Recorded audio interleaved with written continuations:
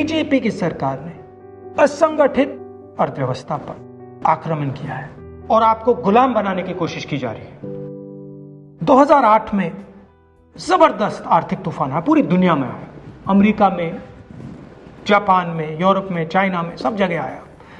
America के bank गिर गए, कंपनियां बंद हो गई, एक के बाद एक कंपनी की लाइन लग गई, बंद हो गई। यूरोप के बैंक गिरे, मगर हिंदुस्तान को कुछ नहीं हुआ। यूपीए की सरकार थी, प्रधानमंत्री जी के पास गया और मैंने उनसे पूछा, मनमोहन सिंह जी बताइए, पूरी दुनिया में आर्थिक नुकसान हुआ है, हिंदुस्तान को कोई असर नहीं हुआ, कारण क्या है? मनमोहन सिंह जी ने कहा, राहुल, अगर हिंदुस्तान की अर्थव्यवस्था को समझना चाहते हो तो यह समझना होगा कि हिंदुस्तान में दो अर्थव्यवस्थाएं हैं।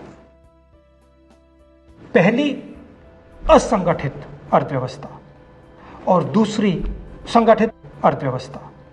संगठित अर्थव्यवस्था में बड़ी कंपनियां, नाम आप जानते हो। असंगठित अर्थव्यवस्था में किसान, मजदूर, छोटे दुकानदार, मिडिल साइज कंपनीज।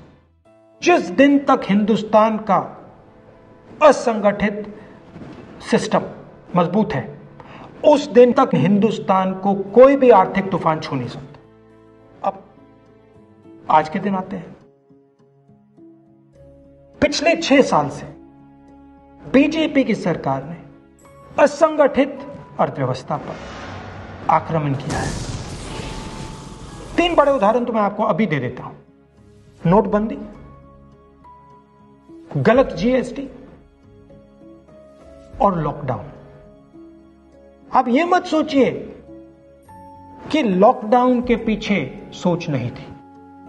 यह मत सोचिए कि गलती से आखिरी मिनट पे लॉकडाउन कर दिया गया है। इन तीनों का लक्ष्य हमारे इनफॉर्मल सेक्टर को खत्म करने का है।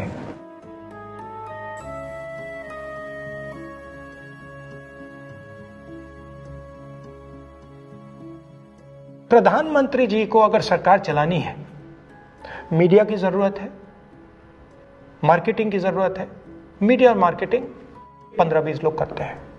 इनफॉर्मल सेक्टर में पैसा है, लाखों करोड़ रुपए, जिसको ये लोग छू नहीं सकते।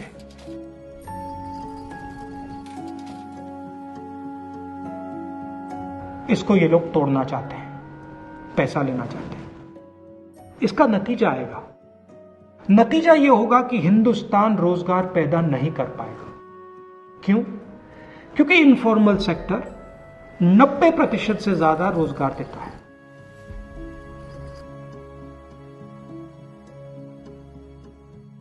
जिस दिन इनफॉर्मल सेक्टर खत्म हो गया, नष्ट हो गया, उस दिन हिंदुस्तान रोजगार पैदा नहीं कर पाएगा। आप ही इस देश को चलाते हो, आप ही इस देश को आगे ले जाते हो, और आपके खिलाफ साजिश हो रही है।